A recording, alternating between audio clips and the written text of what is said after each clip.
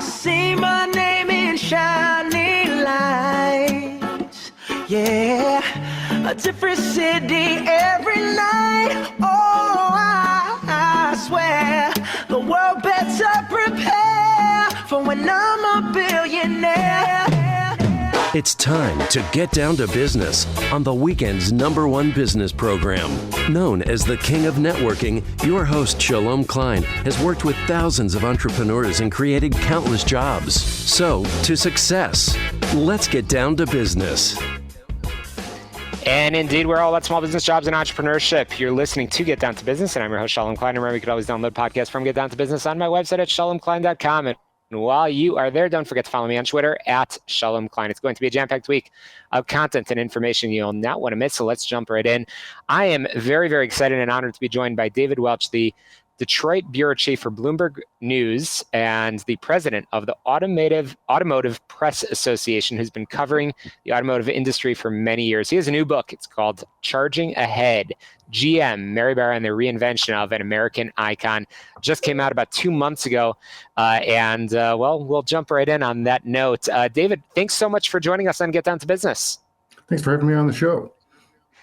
Absolutely. I know you've been following the story of General Motors and their CEO and how she is leading a charge to convert the gas, that sort of reputation of a gas-burning Corvette, the Cadillac Escalade, to be purely electric and clean by 2035. So, David, I mean, where did you initially get interested in this topic and following the story of GM's CEO?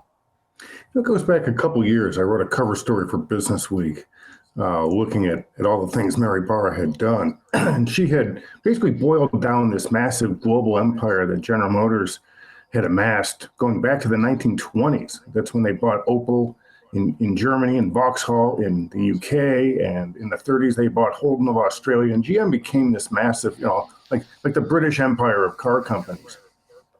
The problem with that, you fast forward to Mary Barra's term as CEO, and a lot of those companies overseas and a lot of those business units were losing money.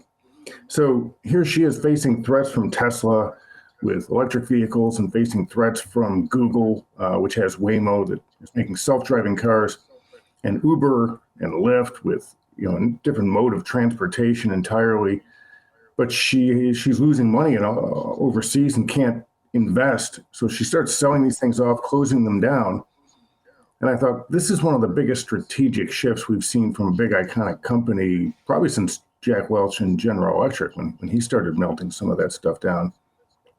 And I want to talk a little bit about her selection as CEO, because I know you've had this front row seat to Mary Barra's rise to power over the course of several years. How has that been, and was her selection of CEO a surprise to the industry?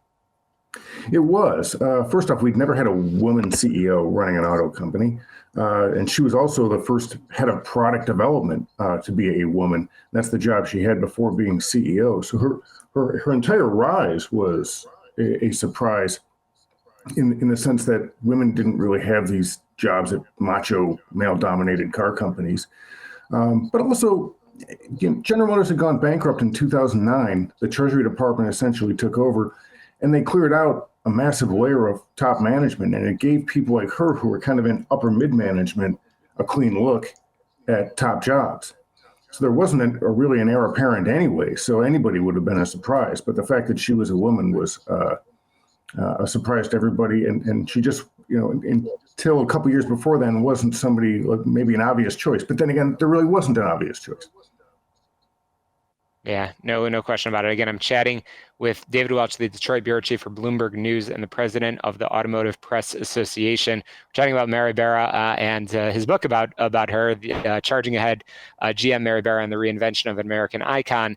So definitely, yeah, that selection is pretty major. And something that I followed was, after closing plants, Mary took heat from politicians of all sides, but in particular, interestingly, President Donald Trump made her a target for several years.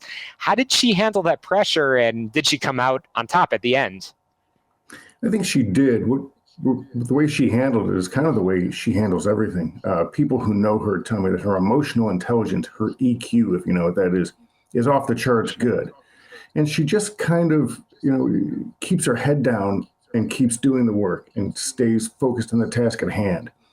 And, as Trump is assailing General Motors and her personally at times on Twitter and in interviews with media, and in campaign speeches for that matter, she just kept restructuring the company, improving profits, investing in electric vehicles and in self-driving technology, and just kind of kept at it and didn't really engage. She did the same thing when the union went on strike. It was the longest strike GM had had in 50 years over the same plant in Ohio being closed that Donald Trump was angry about. And she just sticks to the tasks and kind of keeps plugging away. Yeah, no question. She did come out on top, I would argue.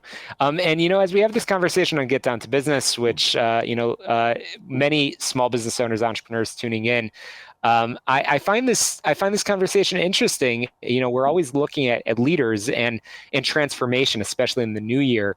So Mary Barra, as you describe in detail in the book, is transforming the auto industry, and we'll spend a minute or two talking about that in just a moment, to be as close to purely electric and clean by 2035. But I'm curious about this transformation that she's leading. Do you see this as a case study that other leaders can learn from? What are some of the lessons you think our entrepreneurial listeners can take away from this conversation? The first part of it is, I'd say, no sacred cows, which I know sounds cliche, but prior General Motors leaders did not want to get rid of their European business. They just couldn't fathom the idea that they weren't going to be the biggest car company in the world. And she didn't care about being the biggest. She wanted to be the most profitable and the most successful. So, get rid of some of these old ideas. It's a sunk cost. It's an old, it's an old way of thinking. Move on. And then she looked to where the growth is, and Tesla really did lead in electrification, and they dragged the rest of the industry in. And she saw that that's where the growth was. Tesla was growing and still is growing sales very briskly, and she thought, okay, if there's going to be another 120 years of General Motors, we have to get there. So forget about the old giant GM empire. Look to the new and where the growth is, and that's exactly what she did. She took money away from the old stuff and put it into the new. Wow, amazing. So, let's talk about the sort of topic, that transformation at hand over here. I guess from your perspective, and I know you're really, really the subject matter expert on this sort of automotive space. You've been following it for decades over here. Are they actually on track to be purely electric and clean, and this GM transformation of the auto industry? Where do you see sort of the auto industry in 10, 12 years from now? Yeah, look, there's a lot of doubt that GM and others can do this because people look around, they don't see charging stations everywhere. Electric vehicles are still all priced like luxury cars at the moment. They're very expensive. So how can everyone afford one? Where will they charge it? All that stuff is changing very quickly. So I do think we will be, by 2035, more, probably my guess is, and this is sort of dartboard forecasting here, but probably 2/3 to 3/4 of vehicles sold will be electric. And I think it's a great goal to be all electric by 2035. I think we'll be predominantly electric by then, but it's difficult because you need to build out this charging infrastructure on the highway system and for apartment dwellers, city dwellers. That's going to be difficult. It's going to be costly, and politicians and cities have to participate. The costs need to come way down. We're getting there, but battery development is where all of that is, and that's a tough challenge. I think they'll beat that challenge, but it's going to take time. The third thing is psychology. I have people who tell me they would never own an electric vehicle because you can only go 300 miles before you have to charge, and gasoline vehicles go 450 miles on a tank, and you can fill up anywhere. Well, people need to realize they're going to live with their cars the way they live with their cell phones. You charge it up at night, and then you leave the house in the morning to go to work, and your phone is charged all day, and you charge it up again. So, there's just psychological issues to overcome with consumers. And all this can happen. It's a lot to ask in 12, 13 years. No question about it. Well, I've certainly enjoyed this conversation, learned a lot about electric vehicles, GM, but certainly a lot from this book, Charging Ahead, GM, Mary Barra, and the Reinvention of American Icon. All this coming from our guest, David Welch, the Detroit Bureau Chief for Bloomberg News, President of the Automotive Press Association, and so many more accolades. David, I know our listeners will want to get in touch with you and pick up a copy of the book. Where can they do that? So you can buy it direct online at chargingaheadbook.com. And it is also on Amazon. You can get it there as well. Barnes & Noble has them too. I kind of go by and check them out on the shelf every so often. Well, that's awesome. And I know you're a finalist for Global Business Journalist of the Year for your 2005 Business Week cover story about GM's decline. So kind of fun to watch you telling this story right now and watching how they're paving the way. And David, I look forward to having you back on real soon to talk some more about the continued innovation. David Welch, thanks so much for joining us. Anytime. It'd be great to be on again. Thanks. Absolutely. Well, we got to squeeze in a quick break here on the show about small business, jobs, and entrepreneurship. We will be right back on Get Down to Business. Don't touch that dial.